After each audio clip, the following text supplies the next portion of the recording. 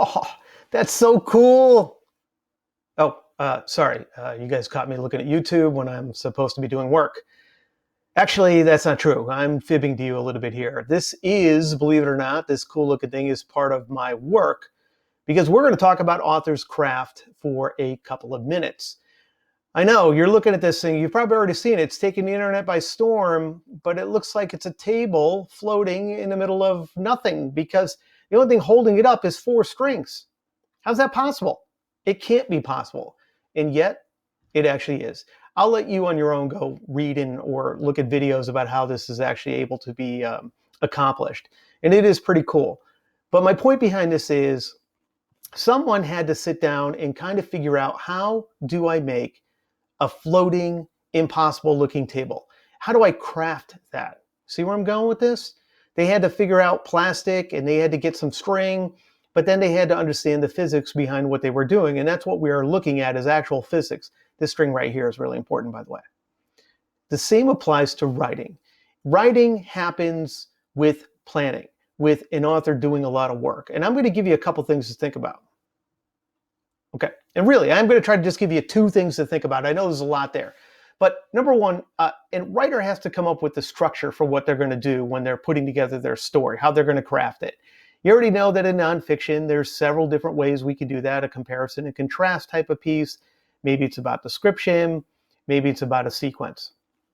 In a story, even a novel, short story or novel, we're usually talking about the story mountain. Again, this is something you already know. You've studied this before. This is not new to you.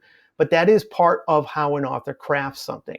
And I'm going to jump back to the story mountain in just a second to talk about something specific, a style of storytelling that you often see in movies or on TV. And it's kind of neat, and it's worth talking about. On the other side, a writer, of course, can't just lay out the plan for his or her story. This is how it's all going to unfold, first, second, third. They have to actually make it come alive. They have to make it so you can picture what's going on. And to do that, they have what are all these tools called figurative language tools. And I've listed some, not every single one of them, just some of them, because there are a lot of different tools that authors use. But these are the ones you're going to have to be most familiar with. And guess what? You already know some of them. I know you know what a simile is, and maybe a metaphor you don't know quite so much that you can explain it, but you've seen them before.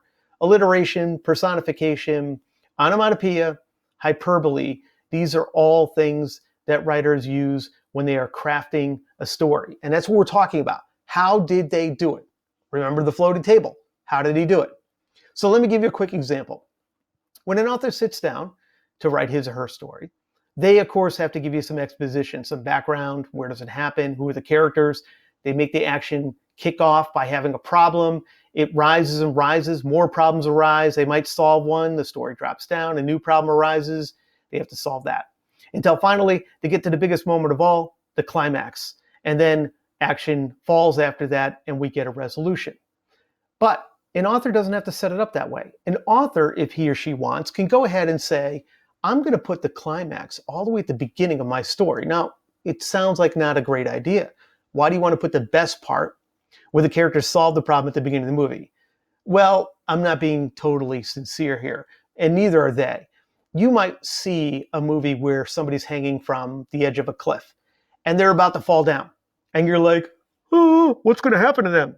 Well, you don't know, because you see that exciting part. You're brought into the excitement of it, the wondering what's going to happen part of it, and then boom, they cut it and they jump back in time, and they're going to begin to tell you the story of how all of this came to be. And slowly they'll catch up until you are back to where you were before, the guy hanging from the cliff, and you wondering what's going to happen, and you will get an answer to that, okay?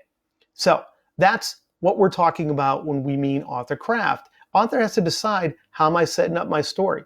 Which type of organization am I using in nonfiction? And then, of course, what are all the little tools I'm going to use to make it come alive for my readers? And that's what we mean by author craft. More to come in another video.